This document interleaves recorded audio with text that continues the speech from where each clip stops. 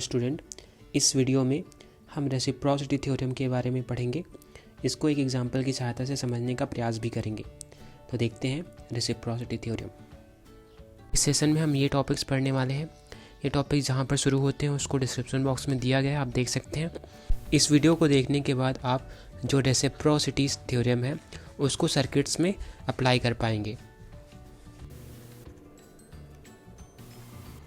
तो आज का सेशन शुरू करते हैं। सबसे पहले देख लेते हैं रेसिप्रोसिटी थ्योरम क्या होता है।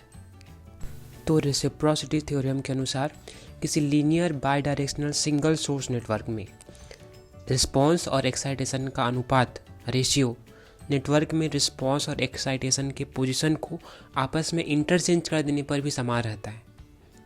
तो जैसा कि हम ये जो सर्किट बनी हुई है जहाँ पर n लिखा हुआ है वहाँ पर कोई सर्किट डायग्राम होगा और इसमें जो इनपुट है जिसे हम एक्साइटेशन कह रहे हैं वहाँ पर VXI एक वोल्टेज सोर्स लगा हुआ है और इसी प्रकार जो आउटपुट है वहाँ पर हम करंट को आउटपुट के रूप में ले रहे हैं। यही हमारा क्या है, रिस्पॉन्स है जो IY1 है। इसी प्रकार एक दूसरा नेटवर्क यहाँ पर साइड में दिया हुआ है जिसमें क्या किया गया है, जहाँ पर I था पहले वहाँ पर हमने वोल्टेज सोर्स लगाया है और जहाँ पर हमने वोल्टेज सोर्स लगाया था वहाँ पर हम I की वैल्यू ले रहे हैं। तो एक तरीके से जो वोल्टेज सोर्स और जो जहाँ पर आउटपुट आ रहा था हमारा करंट, उसकी पोजीशन को हमने आपस में इंटरचेंज कर दिया है। नेटवर्क वही है, बस जो एक्साइटेशन और रिस्पॉन्स का पोजीशन है वो आपस में इंटरचेंज हो गया है। तो इस कंडीशन में रेसिप्रोसिटी थ्योरम क्या कहता है कि जो Vx डिवाइडेड बाय जो I रहेगा, मतलब जो Vx1 डिवाइडेड बाय IY1 की वैल्यू रहेगी वो हमेशा कांस्टेंट रहेगी, चाहे उसके पोजीशन को हम इंटरचेंज कर दें। तो दोनों में जैसे कि यहाँ पर Vx1 था, यहाँ पर IY1 था, इसी प्रकार इसमें क्या था, Vx2 है और IY2 है।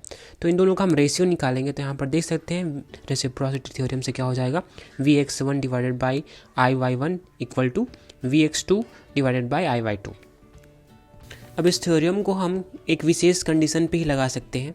वो कंडीशन कौन कौन से हैं उसको देख लेते हैं। तो ये 3 कंडीशंस हैं जहाँ पर हम रेसिप्रोसिटी थ्योरम को लगाएंगे। तो इसमें पहला है रिस्पॉन्स और एक्साइटेशन का अनुपात का आप यूनिट निकालोगे तो वो ओम में होना चाहिए या फिर महो में आना चाहिए। दूसरा है सर्किट में केवल एक ही इंडिपेंडेंट सोर्स उपस्थित होना चाहिए।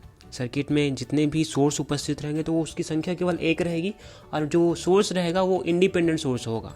ठीक है, सर्किट में कोई भी डिपेंडेंट सोर्स उपस्थित नहीं होना चाहिए। जो सर्किट रहेगा उसमें कोई भी डिपेंडेंट सोर्स नहीं रहेगा। तो सर्किट में केवल एक ही सोर्स रहेगा और जो सोर्स रहेगा वो इंडिपेंडेंट सोर्स होगा, चाहे वो इंडिपेंडेंट वोल्टेज सोर्स हो चाहे इंडिपेंडेंट करंट सोर्स हो। तो ये 3 कंडीशंस हैं जिसे हम रेसिप्रोसिटी थ्योरम अप्लाई करते समय ध्यान रखेंगे। ये 3 कंडीशन किसी सर्किट में रहेंगे तभी हम रेसिप्रोसिटी थ्योरम को अप्लाई करेंगे। अब इस थ्योरम को एक एग्जांपल की सहायता से समझ लेते हैं। एग्जांपल के लिए हम ये सर्किट ले रहे हैं। इसमें जो 10 वोल्ट वोल्टेज सोर्स है उसके कारण से जो 7 ओम रेजिस्टेंस का जो ब्रांच है उसमें जो करंट फ्लो हो रही है I1, उसकी वैल्यू दी हुई है। एक अन्य सर्किट साइड में दिया हुआ है जिसमें जहाँ पर हम करंट फाइंड कर रहे हैं तो वहाँ पर वोल्टेज सोर्स दिया हुआ है और जहाँ पर वोल्टेज सोर्स था वहाँ पर करंट की वैल्यू हमें कैलकुलेट करनी है। I2 की वैल्यू हमें इस सर्किट में फाइंड करनी है। और जो बाकी जो सर्किट है, दोनों सर्किट को हम देखें तो सेम है, बस इसमें जो वोल्टेज सोर्स है और जहाँ पर हमें करंट की वैल्यू फाइंड करनी है उसकी पोजीशन आपस में इंटरचेंज है। अब इसमें हमें रेसिप्रोसिटी थ्योरम को अप्लाई करके जो I2 की वैल्यू है उसको फाइंड करनी है।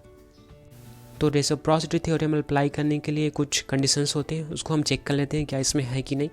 तो इसमें जो एक्साइटेशन है और जो रिस्पॉन्स है, तो हमारा एक्साइटेशन क्या है, यहाँ पर वोल्टेज सोर्स है और जो हमारा रिस्पॉन्स है वो क्या है, करंट है। तो इन दोनों का रेशियो ओम में होना चाहिए या फिर महो में होना चाहिए, जो कि है। इसमें एक ही इंडिपेंडेंट सोर्स होना चाहिए, वो भी है। इसमें कोई भी डिपेंडेंट सोर्स नहीं होना चाहिए, वो भी है। तो अब हम इसमें रेसिप्रोसिटी थ्योरम अप्लाई कर सकते हैं। तो रेसिप्रोसिटी थ्योरम अब इस सर्किट में अप्लाई कर देते हैं। दोनों साइड हम रिस्पॉन्स और एक्साइटेशन का रेशियो को इक्वेट कर देते हैं इस प्रकार से, और इस प्रकार से हम वैल्यू रख देते हैं।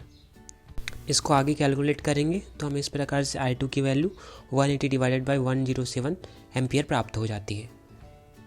एक बात का ध्यान रखेंगे, इस सर्किट में जो पहले सर्किट थी उसमें रिस्पॉन्स की वैल्यू I1 की वैल्यू दी हुई थी। अगर नहीं दिया रहेगा तो आप मेश एनालिसिस या नोडल एनालिसिस लगा के पहले उस रिस्पॉन्स की वैल्यू प्राप्त कर लेंगे, फिर दूसरे सर्किट के लिए आप रेसिप्रोसिटी थ्योरम को अप्लाई कर सकते हैं।